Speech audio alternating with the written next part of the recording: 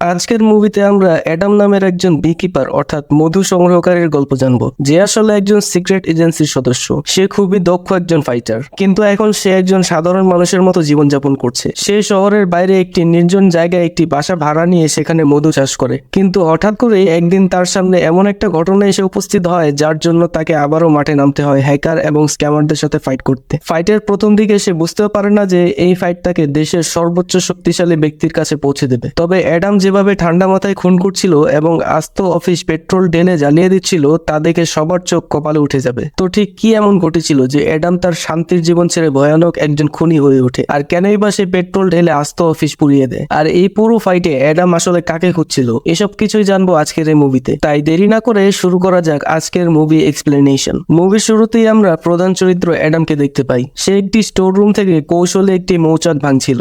দক্ষতার সাথে কাজটি শেষ করার পর অ্যাডাম সেখান থেকে বের হয়ে আসে এবং সেই বাড়ির মালিক মিসেস পার্কারের সাথে দেখা করে। মিসেস পার্কার খুবই ভালো মানুষ এবং সে অ্যাডামকে নিজের সন্তানের মতো ভালোবাসে, আর অ্যাডামও মিসেস পার্কারকে তার মায়ের মতো ভালোবাসে। এখানে সে অ্যাডামকে রাতের খাবারের জন্য নিমন্ত্রণ জানায়। পরের সিনে দেখা যায় মিসেস পার্কার তার ল্যাপটপে বসে কাজ করছিল। মিসেস পার্কার একজন স্কুল টিচার, তাই তিনি ল্যাপটপে তার স্কুলের কিছু ফাইল চেক করছিল। আর ঠিক তখনই তার ল্যাপটপের স্ক্রিনে একটা পপ আপ নোটিফিকেশন চলে আসে, যেখানে লেখা ছিল যে তার ল্যাপটপের হার্ড ড্রাইভে ভাইরাস ঢুকে গিয়েছে। যদি এখনই কোনো অ্যাকশন না নেয় তাহলে তার ল্যাপটপের সকল ডাটা ডিলিট হয়ে যাবে। সেখানে একটি কল সেন্টারের নাম্বারও দেওয়া ছিল। মিসেস পার্কার তাই সাহায্যের আশায় সেই কল সেন্টারে ফোন করে। ফোন করার সাথে সাথে অপর পাশে বয়েড নামের একজন রিসিভ করে এবং সে পুরো ব্যাপারটা ঠান্ডা মাথায় শুনে। এরপর মিসেস পার্কারকে বলে যে আপনার সিস্টেমকে আপডেট করা দরকার। আপনি যদি সেটা না করেন তাহলে আপনার ল্যাপটপে থাকা সব তথ্য, ছবি, ভিডিও সবকিছু ডিলিট হয়ে যাবে। এটা শুনে মিসেস পার্কার একটু চিন্তিত হয়ে যায়। তিনি এটার সলিউশন জানতে চাইলে বয়েড তাকে একটি ওয়েবসাইটের অ্যাড্রেস দিয়ে বলে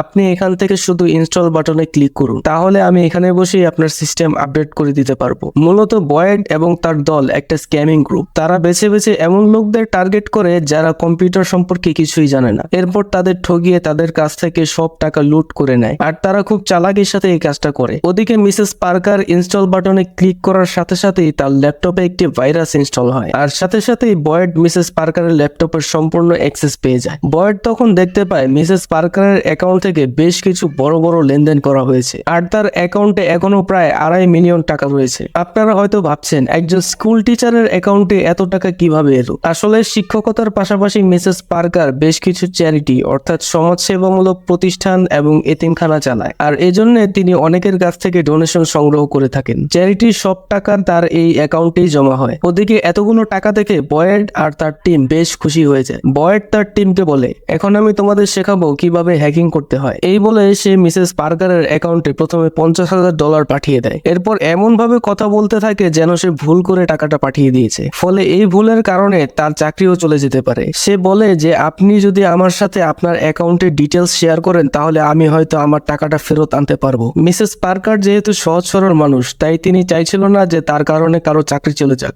তবে প্রথমে একটু সংকোচ বোধ করলেও এক পর্যায়ে তিনি বয়েডের সাথে তার অ্যাকাউন্টের পাসওয়ার্ড শেয়ার করেন। পাসওয়ার্ড পাওয়া মাত্রই বয়েড মিসেস পার্কারের অ্যাকাউন্ট থেকে সব টাকা নিয়ে নেয়। ফলে একটু দেরি হলেও অ্যাকাউন্ট ব্যালেন্স 0 দেখে মিসেস পার্কার বুঝতে পারেন যে তিনি স্ক্যামের শিকার হয়েছেন। কিন্তু এই টাকাগুলো না পেলে তো তার এতিমখানার বাচ্চাগুলো না খেয়ে মারা পড়বে। এসব চিন্তা করে তিনি রীতিমতো ঘামছিলেন। এদিকে চাক থেকে মধু বের করার পর অ্যাডাম যখন সেগুলো একটি জারে ভরে মিসেস পার্কারের জন্য নিয়ে আসছিল, তখন সে দেখে যে মিসেস পার্কারের ঘরে কোনো আলো জ্বলছে না, আর তার ঘরের দরজাও খোলা। এটা দেখে অ্যাডামের মনে সন্দেহ জাগে। তাই সে নিজেকে রক্ষা করার জন্য রান্নাঘর থেকে একটি ছুরি নিয়ে মিসেস পার্কারের রুমের দিকে যায়। রুমে ঢুকে সে দেখে যে মেঝেতে একটি পিস্তল পড়ে আছে, আর ঠিক তখনই পিছন থেকে মিসেস পার্কারের মেয়ে এসে অ্যাডামকে গান পয়েন্টে নিয়ে নেয়। এর পরপরই সে দেখতে পায় যে পাশের সোফায় তার মায়ের লাশ পড়ে আছে। মিসেস পার্কারের মেয়ে ভেরোনা একজন FBI এজেন্ট। সে ভাবে যে অ্যাডামই হয়তো তার মায়ের খুনি, কিন্তু আলামত দেখে অন্যান্য পুলিশরা বুঝে গিয়েছিল যে মিসেস পার্কার আত্মহত্যা করেছেন। তবুও তারা ভেরোনার কথা মতো অ্যাডামকে জিজ্ঞাসাবাদের জন্য থানায় নিয়ে যায়। প্রাথমিক জিজ্ঞাসাবাদের পর পুলিশ বুঝতে পারে যে অ্যাডাম এখানে নির্দোষ,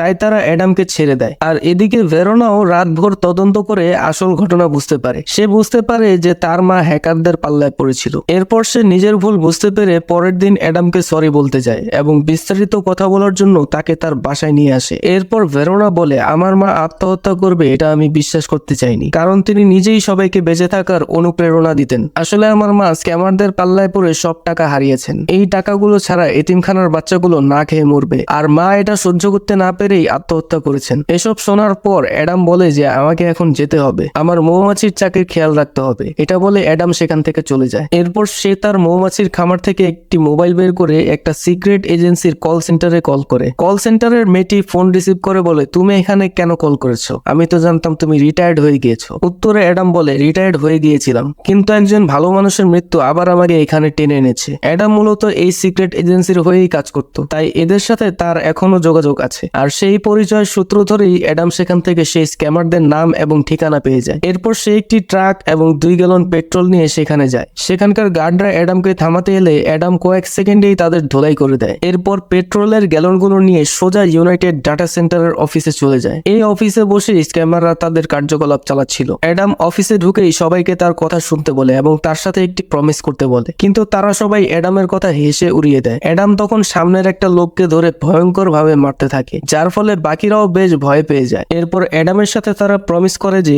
তারা আর কখনোই অসহায় মানুষদের সাথে প্রতারণা করবে না। প্রমিস করা হয়ে গেলে অ্যাডাম পেট্রোলের গ্যালনগুলো নিয়ে ডেস্কের উপর ঢালতে থাকে, আর তাকে পাগল ভেবে বাকিরা সেখান থেকে পালিয়ে যায়। হুড়ুহুড়ি দেখে বয়েড সেখানে কয়েকজন গার্ড নিয়ে আসে। সে অ্যাডামের পরিচয় জানতে চাইলে অ্যাডাম তাকে বলে, আমি একজন বি কিপার, যখন সিস্টেমে কোনো ঝামেলা হয় আমি সেই সমস্যা সিস্টেমের গোড়া থেকে উপড়ে ফেলি। এটা বলেই সে বয়েডের সাথে আসা সবগুলো গার্ডকে বেধড়ক পেটানো শুরু করে এবং সে একাই সব গার্ডগুলোকে মেরে অজ্ঞান করে দেয়। এরপর সেখানে সিগন্যাল বোম সেট করে দিয়ে অ্যাডাম বলে, তোমার কল সেন্টারের পরবর্তী কাস্টমার কল আসার সাথে সাথে এই বোমটা ফেটে যাবে। এটা শুনে বয়েড সেখান থেকে দৌড়ে পালিয়ে যায়, আর কাস্টমারের কল আসার সাথে সাথে বোমটি ফেটে যায়। চোখের পলকেই পুরো বিল্ডিংটি ব্লাস্ট হয়ে যায়। এরপর বয়েড তার বসকে কল করে, যার নাম হচ্ছে ডেরেক। সে তাকে সবকিছু জানায়। ডেরেক বলে, এসব ছোটখাটো বিষয়ে আমাকে বিরক্ত করবে না, তুমি খোঁজ নাও যে তোমরা রিসেন্টলি সবচেয়ে বড় চুরি কোনটা করেছো। আমার মনে হয় সেখান থেকে কেউ একজন এসেছে, তাকে খুঁজে বের করো এবং কাহিনী খতম করো। ডেরেকের কথা মতো বয়েড মিসেস পার্কারের সূত্র ধরে তল্লাশি করতে তার বাসায় যায়। সেখানে তারা অ্যাডামের গাড়িও দেখতে পায়। অ্যাডামের পিছু নেওয়ার সময় রাগের মাথায় তারা মৌমাছির খামারে গুলি চালাতে থাকে। এরপর অ্যাডামকে ফলো করতে করতে পৌঁছে যায় তার মধু তৈরির গ্যারেজে। সেখানে গিয়ে তারা বেশ ভাঙচুর চালায়, কিন্তু এটা করে যে তারা খুব বড় একটা ভুল করে ফেলেছে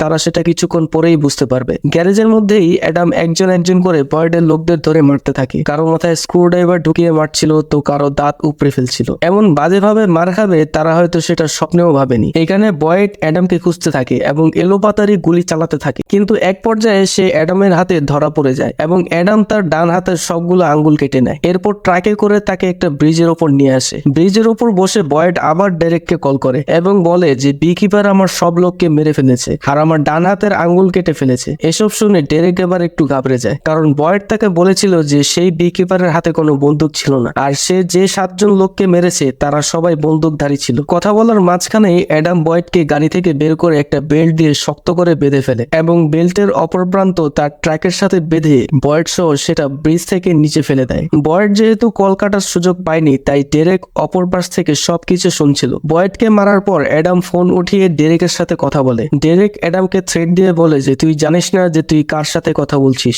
আমার ক্ষমতা সম্পর্কে তোর কোনো ধারণা নেই। উত্তরে অ্যাডাম বলে, তোর ক্ষমতা সম্পর্কে আমার জানতে হবে না, শীঘ্রই আমি তোর সাথে দেখা করছি, তখন তুই আমার ক্ষমতা সম্পর্কে জানতে পারবি। এটা বলে অ্যাডাম ফোন রেখে দেয়। ডেরেকের চেহারা দেখে মনে হচ্ছিল সে এবার একটু ভয় পেয়েছে। এদিকে ইউনাইটেড ডাটা গ্রুপ পুড়ে যাওয়ার খবর পেয়ে ভেরোনা তার টিম নিয়ে সেখানে যায় এবং ইনভেস্টিগেট করতে থাকে। তারা খোঁজ নিয়ে জানতে পারে যে একজন ক্যাপ পরা লম্বা লোক এখানে এসেছিল এবং সে সবাইকে মেরে পেট্রোল দিয়ে পুরো বিল্ডিং জ্বালিয়ে দিয়েছে। এই ঘটনার মীমাংসা করার আগেই তাদের কাছে আবার খবর আসে যে মিসেস পার্কারের অর্থাৎ ভেরোনার মায়ের বাড়িতে কারা যেন আগুন লাগিয়ে দিয়েছে। ভেরোনা সেখানে গিয়ে তদন্ত চালায়। একজনের আইডি কার্ড উদ্ধার করে দেখতে পায় যে সে ইউনাইটেড ডাটা গ্রুপের একজন সদস্য। ভেরোনার আর বুঝতে বাকি থাকে না যে এই সব কিছু একজনেরই করা, আর সব সূত্র মিলিয়ে সে বুঝতে পারে যে এই লোকটা আর কেউ নয় বরং অ্যাডাম, যে কিনা মিসেস পার্কারের জায়গায় মধু চাষ করত। ভেরোনা ধারণা করে অ্যাডাম হয়তো তার মায়ের প্রতিশোধ নিতেই এমনটা করছে। এর মধ্যেই তারা আবার বয়েডের লাশ উদ্ধারের খবর পায়। ঘটনাগুলো এত দ্রুত ঘটতে থাকে যে পুলিশের দল দিশেহারা হয়ে যায় যে তারা কোথায় তদন্ত চালাবে। যাই হোক, অ্যাডামের কথা শুনে ডেরেক বুঝতে পারে যে সে আসলেই বিপদে পড়েছে। তখন সে তার বাবা ওয়ালেসকে বলে কিছু একটা ব্যবস্থা নিতে। এমনকি ডেরেকের মা জেসিকাও ওয়ালেসকে কল করে। সে ওয়ালেসকে বলে, আমি ডেরেক ডেরেককে এতটা ভয় পেতে কখনোই দেখিনি। তুমি ওর দিকে খেয়াল রেখো, আর আমি তোমাকে মিস করছি। এরপর সে কলটি কেটে দেয়। এরপর ওয়ালেস সিআইএ হেডকোয়ার্টারে কল করে, কারণ সে একসময় একজন সিআইএ এজেন্ট ছিল। ওয়ালেস সিআইএ হেডকে বলে, আমার ছেলে ভুল করে একজন বি কিপারের সাথে ঝামেলায় জড়িয়ে গেছে। সে এখন আমার ছেলেকে মারার জন্য খুঁজে বেড়াচ্ছে। তুমি তো জানো একজন বি কিপার কতটা ভয়ঙ্কর হয়ে থাকে। যে করেই হোক তুমি একটা ব্যবস্থা করো। সিআইএ এজেন্ট বুঝে যায় সাধারণ কোনো এজেন্ট বি কিপারকে থামাতে পারবে না। একজন বি কিপারকে থামাতে আরেকজন বি কিপার লাগবে। সে তাই বি কিপার হেডকোয়ার্টারে কন্ট্যাক্ট করে বলে, অ্যাডাম নামের তোমাদের একজন রিটায়ার্ড এজেন্টকে মেরে ফেলতে হবে। কথা মতো বি কিপার হেডকোয়ার্টার থেকে সবচেয়ে ভয়ঙ্কর এজেন্টকে পাঠানো হয় অ্যাডামকে মারার জন্য।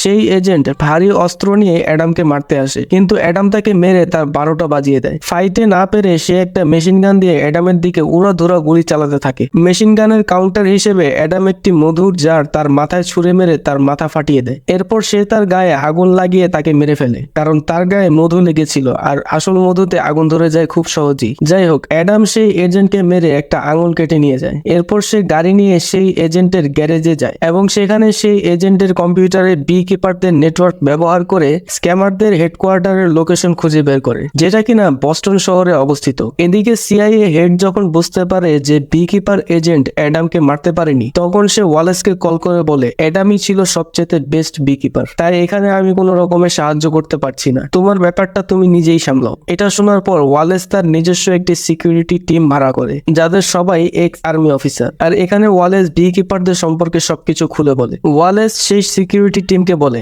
বি কিপার একটি টপ সিক্রেট এজেন্সি। তাদেরকে এমন ভাবে তৈরি করা হয়েছে যে একজন বি কিপার একাই পুরো সিআইএ টিমের সমান। সিআইএ যেসব কাজ করতে পারে না সেসব কাজ সম্পন্ন করার জন্যই বি কিপারদের তৈরি করা হয়। হাতে গোনা কয়েকজন লোক ছাড়া তাদের ব্যাপারে আর কেউই জানে না, এমনকি স্বয়ং প্রেসিডেন্টও তাদের সম্পর্কে জানে না। তোমরা কার সাথে ফাইট করবে সেটা ভালোভাবে মাথায় ঢুকিয়ে নাও। বি কিপারদের লক্ষ্য হচ্ছে সমস্যাকে একদম গোড়া থেকে উপরে ফেলা। মৌমাছিদের মধ্যেও একদল এমন আছে, তাদেরকে বলা হয় কুইন্স লেয়ার। এই বি কিপাররাও সেই কুইন্স লেয়ারদের মতোই কাজ করে। অন্যদিকে ভেরোনা তার টিম নিয়ে সেই ঘটনাস্থল চেক করে যেখানে অ্যাডাম আর এজেন্ট বি কিপার ফাইট করছিল। অ্যাডাম মানুষকে মারতে মারতে যেদিকে আগাচ্ছে সেদিকে সোজা হাঁটতে থাকলে প্রথমে বস্টন, এরপরে ওয়াশিংটন ডিসিতে পৌঁছানো যাবে।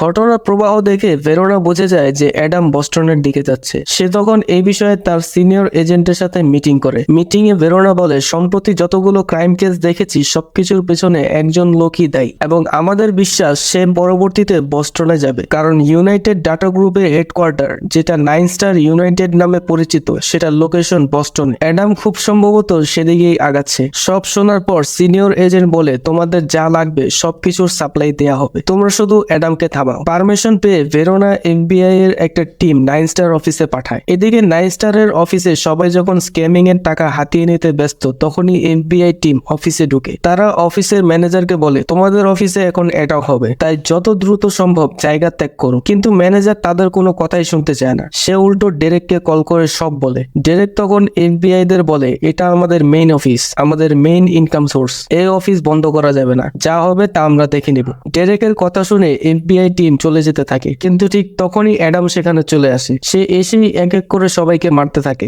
মারামারি দেখে এফবিআই সেখানে যোগ দেয়, কিন্তু তারা সেখানে খুব একটা সুবিধা করে উঠতে পারে না। অ্যাডাম প্ল্যানিং করে সেখানে ট্র্যাপ সেট করে তাদেরকে মারতে থাকে, এমনকি কয়েকজনকে সে লিফটের সাহায্যেও পিষে মারে। সবাইকে মারার পর অ্যাডাম ম্যানেজারকে ধরে এবং তার কাছে এই কোম্পানির মেইন বস কে সেটা জানতে চায়। ম্যানেজার প্রথমে কিছুই বলতে না চাইলেও অ্যাডামের টর্চার সইতে না পেরে সব বলে দেয়। ততক্ষণে ভেরোনাও তার টিম নিয়ে সেখানে চলে এসেছে। ভেরোনা অ্যাডামকে সারেন্ডার করতে বললে অ্যাডাম বলে, এই লোকগুলি তোমার মায়ের মৃত্যুর জন্য দায়ী, এদেরকে মেরে আমি কোনো ভুল করিনি, তাই সারেন্ডার করার কোনো প্রশ্নই আসে না। এটা বলে অ্যাডাম সেখান থেকে চলে যায়। অ্যাডাম চলে যাওয়ার পর ভেরোনা সেখানে ডেরেকের ছবি দেখতে পায়, আর সেটা দেখে সে প্রচন্ড রকম ভয় পেয়ে যায়। সে বুঝতে পারে সামনে বিশাল বড়সড় কিছু একটা ঘটতে চলেছে। তবে ভেরোনা কেন এমন ঘাবড়ে গেল সেটা আমরা একটু পরেই জানতে পারবো। তো পরের দিন যখন ডেরেক তার বাবা ওয়ালেসের সাথে একটা হোটেলে বসেছিল, তখন ওয়ালেসের কাছে জেসিকার কল আসে। জেসিকা সবকিছু শুনে বলে, কোনো সমস্যা নেই, আমাকে সবকিছুর ডিটেলস পাঠাও, আর ডেরেককে উইকেন্ডে আমার কাছে পাঠিয়ে দাও, আমি সব সামনে নেব।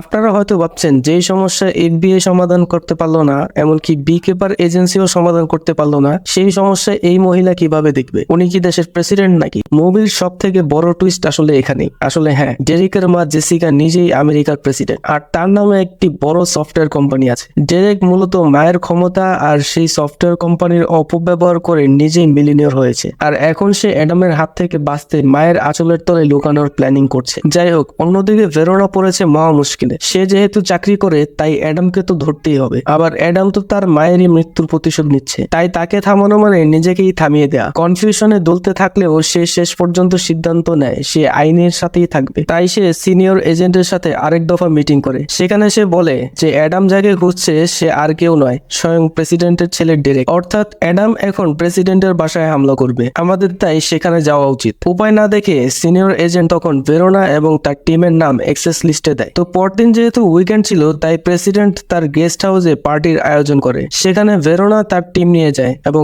এক্সেস কার্ড দেখিয়ে ভিতরে ঢুকে যায়। এদিকে ওয়ালেস এবং ডেরেক মিলে কথা বলছিল যে কিভাবে অ্যাডামকে থামানো যায়। তারা সাথে করে এমন একজন লোককে হায়ার করে এনেছিল যে এর আগে একজন বি কিপারকে মেরেছে, তবে এটা করতে গিয়ে সে নিজের একটি পা হারিয়েছে। সে লোকটি বলে যে বি কিপারকে হারানো এতটা সহজ নয়। আগে আমি একজনকে মারতে পেরেছিলাম কারণ আমার ভাগ্য ভালো ছিল, তাই বলে এবারও পারবো এমন কোনো কথা নেই। প্রাণ বাঁচাতে চাইলে প্রার্থনা করতে থাকো। আর আসলেই বি কিপারকে থামিয়ে রাখা সহজ নয়, কেননা এত স্পেশাল সিকিউরিটির মধ্যেও অ্যাডাম সেখানে চলে আসে। সে একটা মেন হলের সাহায্যে সেখানকার একটা গাড়ির নিচ দিয়ে বের হয়ে সেখানে লুকিয়ে থাকে। এরপর স্পেশাল এজেন্টদের একজন যখন গাড়ির নিচে চেক করতে যায় তখন অ্যাডাম তাকে মেরে তার কাপড় পরেই বের হয়ে আসে। সে বাকিদের সাথে মিলে গেস্ট হাউসের এরিয়ায় ঢুকে যায়। হাউসের বাইরে সে প্রথমে একটা গাড়িতে একটা বোম সেট করে দেয়, এরপর ফর্মাল ড্রেস পরে ভিতরে ঢুকে যায়। এদিকে অবস্থা খারাপ বুঝে সিনিয়র এফবিআই এজেন্ট ডেরেক আর জেসিকাকে নিয়ে আলাদা ইনভেস্টিগেট করতে থাকে। মায়ের সামনে ডেরেক তার সব দোষ এড়িয়ে যায়। সে বলে যে সে এসবের কিছুই জানে না এবং সরাসরি সে কোনো প্রশ্নের উত্তরও দিতে চায় না। তার মা তাকে সফটওয়্যার কোম্পানির ব্যাপারে জিজ্ঞেস করলে বলে এসব তো বাবা দেখাশোনা করে। অন্যদিকে অ্যাডাম যখন ভিতরে ঢুকে ডেরেককে খুঁজছিল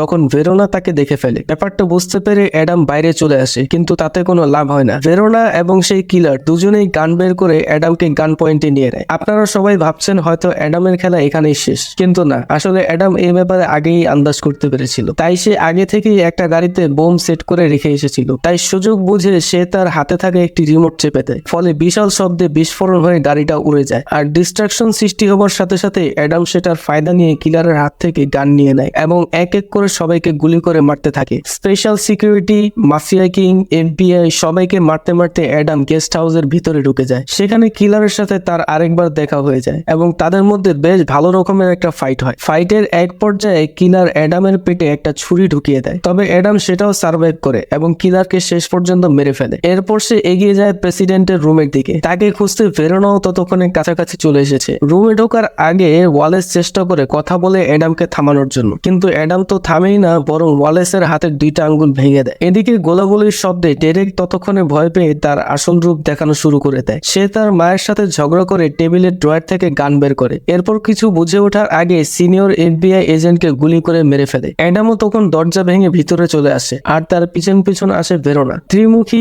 এই সাক্ষাতে সব থেকে বেশি ভয় পায় ডেরেক, কারণ সে অ্যাডামকে প্রথমবার সামনাসামনি দেখেছে। তাই সে নিজের জীবন বাঁচাতে তার মাকে জিম্মি করে, কারণ সে জানে অ্যাডাম যতই খারাপ হোক দেশের প্রেসিডেন্টকে খুন করবে না। কিন্তু পরিস্থিতি ঠিক হচ্ছে না দেখে সে এক পর্যায়ে তার মাকেই খুন করার জন্য গান পয়েন্টে নিয়ে নেয়। আর ঠিক তখনই অ্যাডাম ডেরেকের মাথায় গুলি করে তাকে মেরে ফেলে এবং জানালা ভেঙে বেরিয়ে যায়। অ্যাডাম পালিয়ে যাওয়ার সময় ভেরোনার সুযোগ ছিল গুলি করে দেওয়ার, কিন্তু সে জানে যে অ্যাডাম ভুল কিছু করেনি, তাই সে অ্যাডামকে যেতে দেয়। ভেরোনার কাছ থেকে বিদায় নিয়ে অ্যাডাম সুইমিং স্যুট পরে সমুদ্রে নেমে যায়। আর এই দৃশ্যের মধ্যে দিয়েই এই মুভিটি শেষ হয়ে যায়। মুভিটি কেমন লাগলো তা অবশ্যই কমেন্ট করে জানাবেন, আর সম্ভব হলে চ্যানেলটিকেও সাবস্ক্রাইব করে দেবেন। কথা হবে নতুন কোনো ভিডিও নিয়ে। ততক্ষণ পর্যন্ত সবাই ভালো থাকবেন, সুস্থ থাকবেন। আল্লাহ হাফেজ।